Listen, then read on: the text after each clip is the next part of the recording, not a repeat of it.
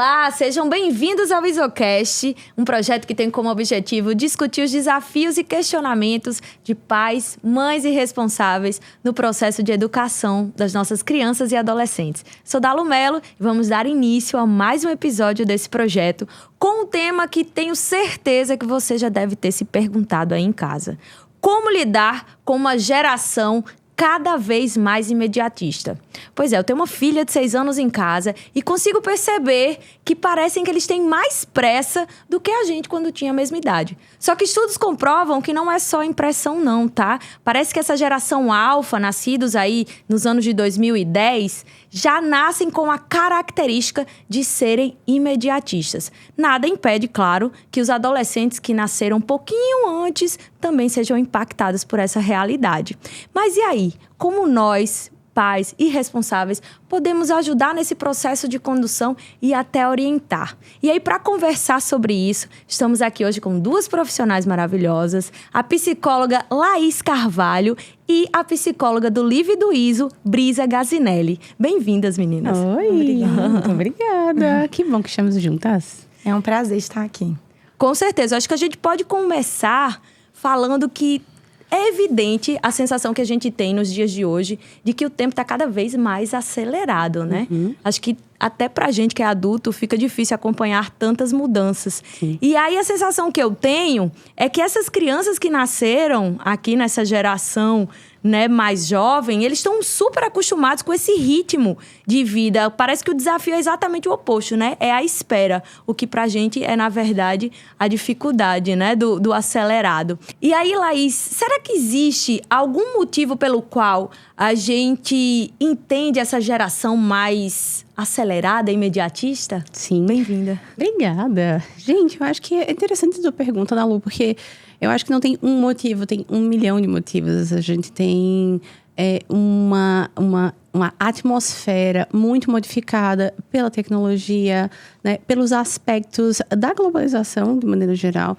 Acho que a gente não só está se relacionando entre si diferente, mas a gente está introduzindo muito mais elementos que não eram naturais, né? Porque a gente aprendeu a prolongar o tempo de vida, a medicina aprendeu a prolongar o tempo de vida, nós aprendemos a facilitar determinados processos, guardar alimentos, a gente aprendeu a buscar informação com uma gama enorme de possibilidades. Então, me parece que temos tantos elementos para juntar, né? E talvez para nós que temos aqui 30 e poucos, para os nossos pais que têm aí 50, 60, 70, para os nossos avós, os desafios são diferentes, sim. E quando a gente une isso, uma geração que nasceu ali com aquela janela de abertura totalmente voltada para a adaptação dessas novas tecnologias e faz uma comparação, a gente percebe que cada geração tem um impacto diferente, mas todos nós, de maneira geral, estamos impactados, né, pela coisa do imediatismo, porque a gente se acostuma muito rápido com o que é instantâneo. Parece que a gente está sendo exposto o tempo todo a um turbilhão de informações, né? E de forma instantânea. E como é que isso, por exemplo, Brisa, para nós que somos pais e mães, que vemos esse processo nos nossos filhos, podemos fazer para ajudar, né, a conduzir de forma mais gradual, mais lenta, fazendo com que eles entendam também que nem tudo, na verdade, é no tempo deles. Porque muitas vezes eles têm dificuldade até de esperar numa resposta que a gente tem para dar, né? Como o Laís disse, a gente tem que entender que nós também somos impactados por esse imediatismo. Então, o adulto, ele tem uma vida extremamente acelerada, ele já tem essa condução e já são mais acostumados com esse time de vida, porém, a gente tem que entender que existem algumas coisas que somos nós que temos o dever ali dessa condição. Então, ela disse uma coisa muito interessante, que a gente aprendeu a guardar alimentos. Então, se você vai fazer um café da manhã especial com o seu filho, chega lá e tá o café da manhã lindo, maravilhoso, entrega para ele, ele come, devora.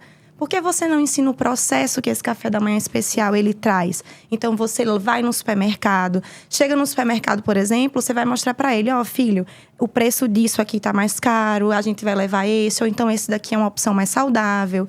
Então, você mostra o processo disso, você mostra que a mãe precisa acordar um pouquinho mais cedo para conseguir fazer aquilo. E você mostrando a ele o processo das coisas, ele vai ter a noção de que aquilo não é instantâneo, que tá ali, pá, né? Outra coisa que a gente precisa entender e ensinar a essas crianças é o processo de frustração. O que a gente está vendo hoje nos pais? Importante. As crianças têm muita dificuldade de se frustrar. Porém, a gente tem muitos pais com muita dificuldade de lidar com a frustração desse filho. A gente está tendo uma compensação. Eu não tenho tempo, então eu compenso com o meu filho não ter nunca uma frustração, ou não saber o que é um não, ou não saber esperar o momento adequado. E isso tem um prejuízo muito grande, porque na vida adulta a gente precisa lidar com os problemas e os conflitos.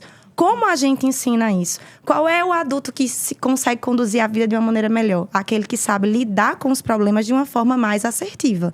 Se eu nunca lidei com problemas na minha infância, na minha adolescência, provavelmente eu não vou lidar de maneira adequada na fase adulta. Tá faltando repertório para isso, né? Exatamente. Então, a gente precisa, como pais, acolher esses sentimentos, entender esse imediatismo, mas ensinar para ele que as coisas precisam de um processo. Além do mais, o que a gente, Laís, acredito que vai dizer também no decorrer do podcast sobre a questão da informatização, né? A gente tem aí uma exposição gigante a telas. Essas crianças têm muita informação o tempo inteiro. Como nós, da nossa geração, tinha acesso a certas informações? Na Barça. Isso. A gente sentava, estudava. Era tudo filtrado por um adulto. A gente não tinha condição de acessar a informação. Vou dar um exemplo aqui do meu consultório. Eu tive uma criança que chegou dizendo, desesperada, porque viu um TikTok de um rapaz que estava em 2050 e não tinha nada em 2050. Morreu todo mundo, inclusive ele. Aí ele pensou, eu morri, minha família morreu. Ele entrou em desespero. Uma criança de 6 anos é para estar dentro de um TikTok, vendo esse tanto de coisas que são verdadeiras e falsas. E sem acompanhamento, né, de um adulto, eu acho que isso é importante também a gente ressaltar, porque esse acesso à informação ao digital tá aí para todo mundo, né? Mas existe o nosso papel enquanto pais, mães e responsáveis, né? De fazer um filtro do que chega até eles, do que a gente pode permitir e o que a gente não pode, né? E aí eu acho que talvez, Laís, entra nesse papel, né? Como nós, né, podemos fazer para tornar esse processo do imediatismo de forma mais clara para eles e de que forma a gente pode intervir quando isso aí está começando a ficar perigoso? Eu vou responder, mas antes eu vou fazer um gancho. Com certeza. Porque tem uma coisa que eu acho muito legal, que é a ideia da espera, né? Porque a gente tá falando sobre a frustração, a dificuldade de fazer esse movimento de dizer os nãos, etc. E isso acontece com um fenômeno do imediatismo, está muito conectado com a ideia de que talvez a gente possa não estar fazendo da melhor maneira. Por quê? O acesso à informação, ele é gigantesco, né? Hoje a janela do mundo, antes era na nossa casa, era a vizinhança. Depois, quando tu vê no telefone, tu acessa o que tu quiser em qualquer lugar do universo. Então, essa informação, ela precisa ser filtrada. Os adultos precisam aprender a fazer a filtragem dessa informação com a própria vida. Então, vamos supor, vou usar o meu exemplo. Tem semanas que eu decido excluir alguns aplicativos, tipo Instagram ou o próprio TikTok e outras coisas, porque eu me noto mais ansiosa, mais angustiada, naturalmente menos paciente, um tanto mais irritada. Então, eu faço uma escolha voluntária de que naquela semana eu vou excluir aquelas coisas, diminuir o tempo da tela, né, do celular. E aí eu aumento o número de exercício, tento comer melhor naquela semana, porque eu percebo que meu corpo, ele tá bagunçado. Parece que vai no automático ali também, porque né? A gente vai, Dalu, a gente precisa estar no automático também. Se a gente for parar pra pensar, automatizar os comportamentos tem uma função, né? Que é sobrevivência. A gente precisa sobreviver nesse Economia mundo. de energia, né? Isso. Então, de certa maneira, não é que a gente não precisa estar no automático. De vez em quando a gente vai precisar. Mas e essa autopercepção, somada a isso que Brisa estava trazendo, né? Vai ajudar demais na hora de escolher aonde agir. Então, tu vai levar teu filho lá, vai mostrar como o Brisa trouxe muito bem, exemplificado. O preço disso aqui não é tão legal, a gente pode comer mais saudável. A gente pode fazer um bolo. Daí, entrando na tua pergunta, vamos fazer um bolo em vez de comprar um bolo? Como é que se faz um bolo? Tu tem que mexer o bolo, tu tem que assar o bolo, tu tem que confeitar o bolo. Então, toda essa movimentação gera na criança uma percepção de que, leva tempo pra fazer um bolo, né? Porque tu bate o bolo, tem que botar no forno, são 40 minutos. E é bem diferente de você simplesmente chegar na padaria, comprar um bolo e ir embora. Então, crianças de 4, 5, 6 anos nem têm cérebro para entender essa noção de tempo que a gente tem né? E então, talvez a criança quando... Mamãe, 500 vezes até você responder. Eu me vi agora. A gente tá dando risada, porque... Irrita quem tá escutando. E a criança não sabe entender que ela vai ser respondida, ela não vai ser ignorada. Mas às vezes a gente automatiza tanto o processo de... deixa que daqui a pouco eu falo com ela... E um desrespeito vai virando uma coisa comum. E a criança vai ficando desesperada por aquele afeto. Enfim, aí a gente entra agora numa outra pauta. Faz sentido. E só, eu vou intervir também na tua fala, porque como mãe, eu visualizo isso acontecendo. A gente tem esses momentos lá em casa de realmente vamos fazer o bolo e respeitar o processo do bolo. E aí, quando chega na parte final, são 40 minutos ali, aquele bolo esperando. Mas e agora? E tá pronto agora? Não, calma. Vira o burrinho do Shrek, né? Já chegou? Mamãe chegou? E agora? E aí a gente entende que é importante pra eles também. Então, lá em casa eu sempre uso a tática, por exemplo. Também quando tem essa interferência. Mamãe. Ó, amor, licença. Um minutinho, mamãe tá conversando, você precisa esperar, não é no seu tempo. Tem coisas que a gente tem que começar a intervir. E uma outra pauta interessante que eu visualizei é exatamente dizendo assim, em relação aos 5 minutos. Espera 5 minutinhos. Vou desligar a televisão, mas 5 minutinhos. E aí eles vão começando a desenvolver essa percepção de tempo e dizer, já passaram 5 minutos, ela mesma desliga. Então parece que vai aos pouquinhos, quando você vai introduzindo, eles vão se adaptando. Mas tem também, que ter intenção. Que eu acho que isso é uma coisa muito importante. Porque às vezes não leva a criança a sério. Daqui a pouco eu desligo. Ai, esse menino tá perturbando meu juízo. Então daqui a pouco tem que ter um atendimento da necessidade dos pais também. Porque você tá cansada demais. Filho, mamãe não vai conseguir te escutar com qualidade agora. Eu vou escutar. Vou olhar pra você, vou escutar o que você tem pra me dizer. Amanhã de manhã, a mamãe vai ter muito mais... Tá mais descansada, eu vou te olhar. E aí, naquela manhã, você vai acordar. Ok, eu tenho um compromisso com meu filho, que é dar qualidade na escuta. Porque daí, essa pessoa, pequenininha, vai entender que você vai realmente entregar aquilo pra ela. Mas ela não vai entender isso da noite pro dia. Estar presente, né? Essa qualidade que ela tá falando, tira até esse peso que eu tô falando dessa recompensa. A culpa, né? A culpa, porque você começa a ter qualidade no que vai fazer, né? E aí você tira essa culpa da história de... eu não tenho aquele tempo adequado, né? Eu não faço o que eu deveria. Então, eu acho que é importante a gente dar essa qualidade. Sem dúvida. Perfeito. A gente deu aqui uma dica de como entreter, por exemplo, as crianças, né? E mostrar esse processo aí de temporização, assim, de noção de tempo para eles serem menos imediatistas. Mas e no adolescente, por exemplo? Porque eles vão crescendo e parece que vai aumentando o nível de dificuldade de nós responsáveis de fazer aquele famoso drible. Parece que não fica muito fácil mais, não. Porque eu acho que também o cérebro do adolescente, ele é um cérebro onde o mundo acaba agora. Eles vivem um fim de mundo todos os dias. É isso. Né? E, de fato, porque a gente for pensar nas perspectivas mais neurobiológicas, o cérebro do adolescente, ele tá passando por uma reestruturação.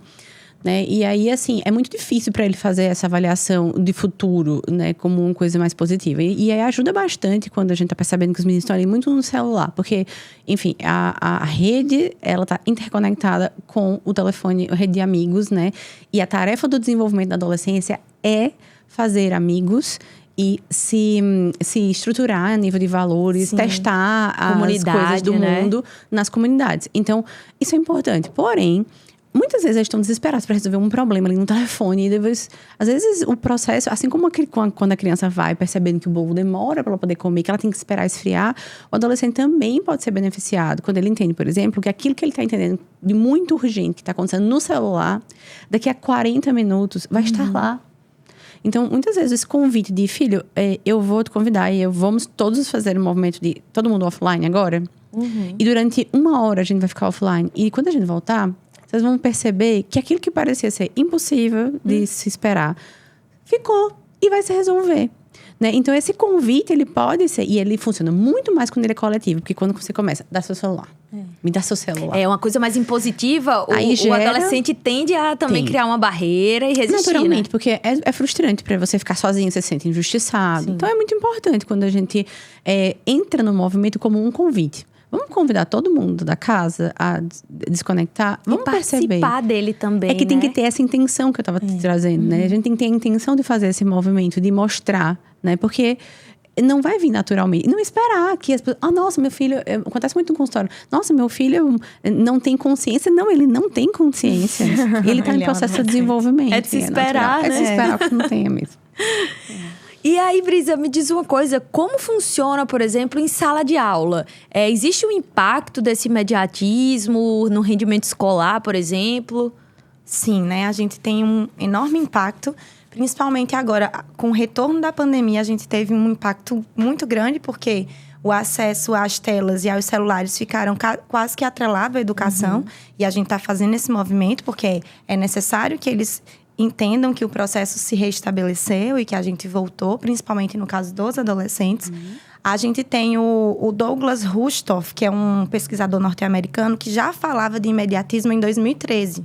Foi quando ele lançou um livro sobre isso e ele fala exatamente o que Laís estava trazendo, que os imediatistas, eles não consideram o passado, eles também não têm perspectiva de futuro. Então, é presente aqui e agora, e esse aqui e agora traz ele só para o anseio do desejo imediato de suprir todas as necessidades dele naquele momento. E a sala de aula, a gente sabe que existe regra, existe o momento, o seu momento. É um ambiente coletivo, então você precisa respeitar o momento do outro também. E aí, quando eles são muito imediatistas, o que acontece, por exemplo, nos menores, quando a gente pede para formar uma fila, todo mundo quer ser o primeiro da fila. E aí, a gente começa a trabalhar isso, de que, olha, do primeiro ao último, vai chegar. E não importa. E aí, você tem que ir trabalhando nesses pormenores, porque sim, tem um impacto muito grande na aprendizagem, com essa história de querer tudo ao mesmo tempo, querer que a informação da sala de aula seja tão rápida quanto a do celular. Né? E a gente vai fazendo assim, trazendo artifícios. Então, os professores hoje em dia têm aquele mecanismo do Kahoot, que é uma maneira muito importante de trazer eles um pouquinho, mas também é importante a gente estar fazendo muito esse convite de vamos desconectar, vamos sentar no chão, né? Vamos tirar o sapato. Isso, claro, é um privilégio da minha disciplina, da gente poder fazer mais essa conexão e de falar sobre os sentimentos e de falar que todos os sentimentos são bem-vindos. Às vezes, a gente lida com dificuldades, porque tem essa questão do quem quer falar. Todo mundo quer falar, todo mundo quer ser o primeiro. E todo mundo quer que as pessoas pensem da forma que ele pensa. Isso é mais nos adolescentes. Ah, eu não penso assim não, tia. Eu digo, não tem problema. O colega pensa e a gente só tem que respeitar, não tem que gostar. Tá tudo bem, né? Tá tudo bem.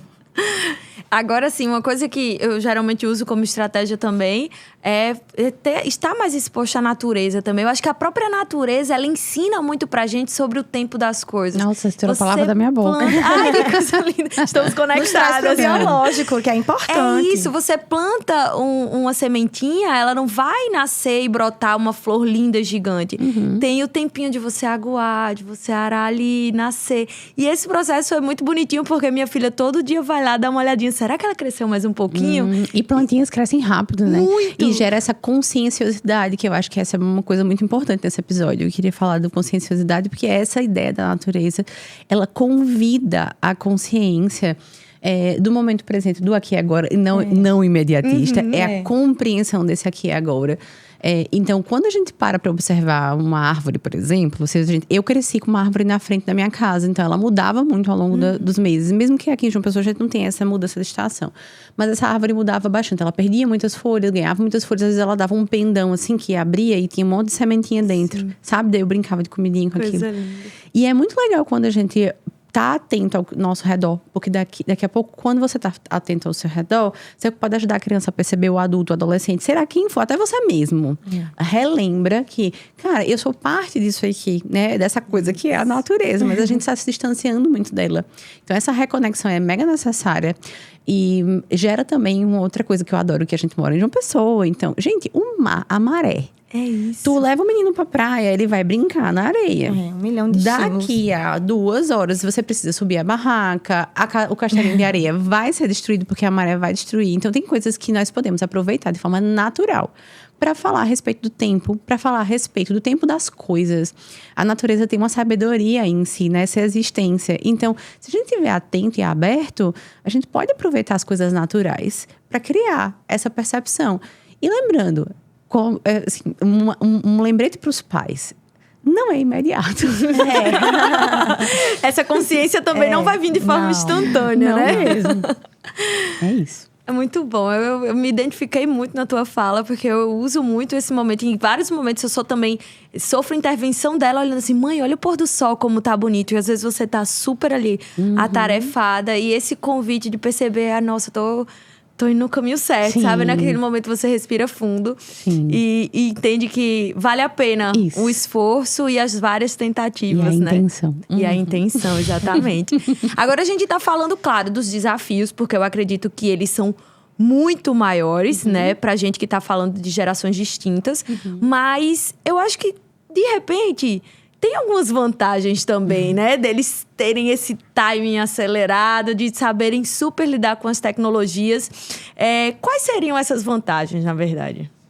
Ok. Pode ficar à vontade. Fica à vontade. Olha só, tem muitas vantagens, a gente até falou sobre isso, né? Então, é uma geração que tem um processamento de informação que nunca vai ser parecido com o da nossa, por exemplo. Eles têm uma capacidade de armazenar e de processar informações muito mais alto do que o nosso. Então, você pega uma criança, ela consegue ali mexer num celular e fazer uma configuração ali sem saber, mas procurando e fazendo isso, porque teve uma memória visual ali que ficou guardada. Então, a gente tem esse aproveitamento. O que a gente não tem é essa coisa da ansiedade, que também traz.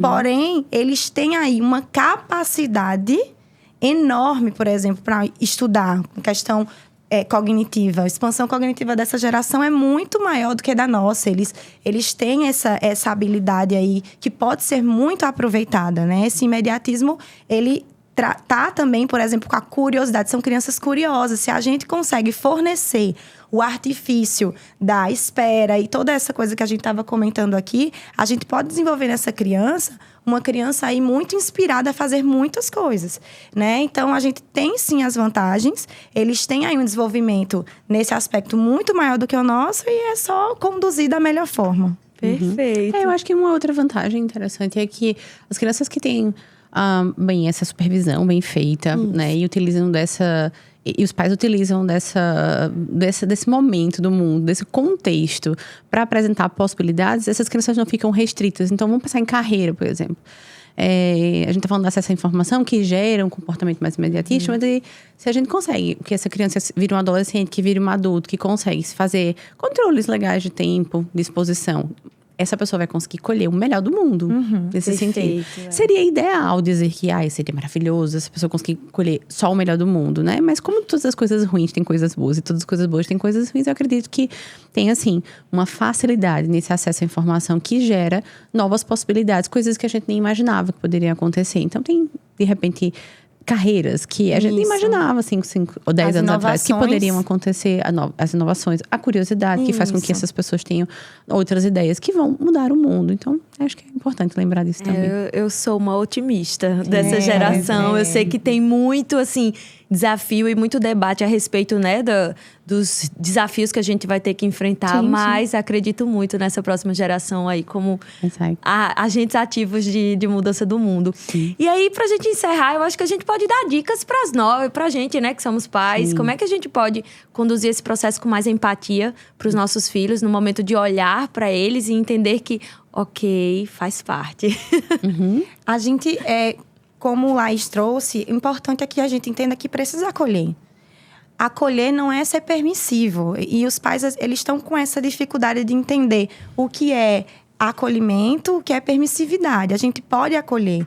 Agora, a gente vai ter que botar na balancinha a necessidade e o desejo. O desejo, ele não precisa ser o tempo todo suprido, porque ele não vai ter. Não é assim que a vida é. Mas não é necessário, né? A necessidade, sim. E se o desejo não é o momento de ser atendido, a gente tem que parar, ouvir, conversar. Filho, olha, nesse momento, eu não posso. Não é a hora, não é seu aniversário. Existe um tempo, existe o respeito, existe o limite do outro. Então, a conversa, o diálogo. Estabelecer que as coisas precisam de um processo. Fornecer a essa criança a oportunidade, eu vou trazer a palavra oportunidade de se frustrar. Porque tá na moda a resiliência, né? A palavra resiliência tá na moda. Como é que se cria resiliência? Com frustração. A gente precisa da frustração para ter a oportunidade de ser resiliente. Então, uma frustração assistida. É que é uma frustração... É difícil entender isso. Foi difícil para mim também entender isso por muito tempo. Frustrar intencionalmente não é punir para ensinar.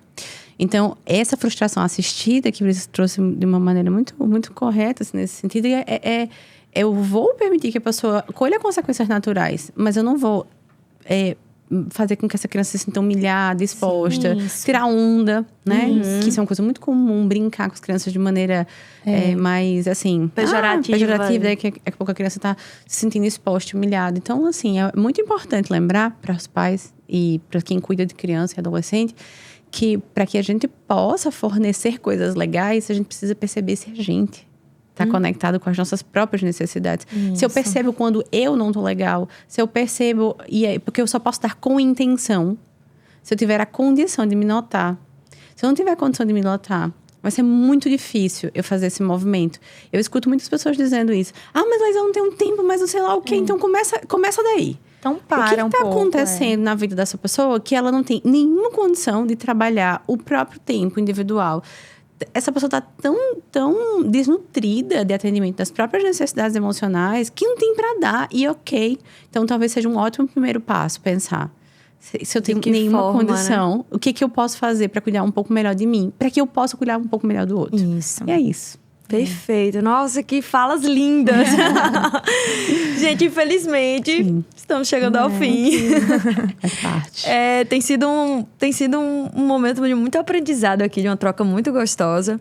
Mas a gente aí, tem pano na manga para um monte de conversa ainda. Vamos para as próximas, então. Próximas. E chegamos ao fim de mais um IsoCast. Espero que você esteja gostando desse bate-papo maravilhoso. Não esquece de nos acompanhar nas redes sociais e também deixar suas dúvidas e questionamentos para que a gente possa colocar aqui na mesa e discutir com os nossos especialistas. Continue nos acompanhando aí nas nossas plataformas do YouTube e do Spotify. E até a próxima.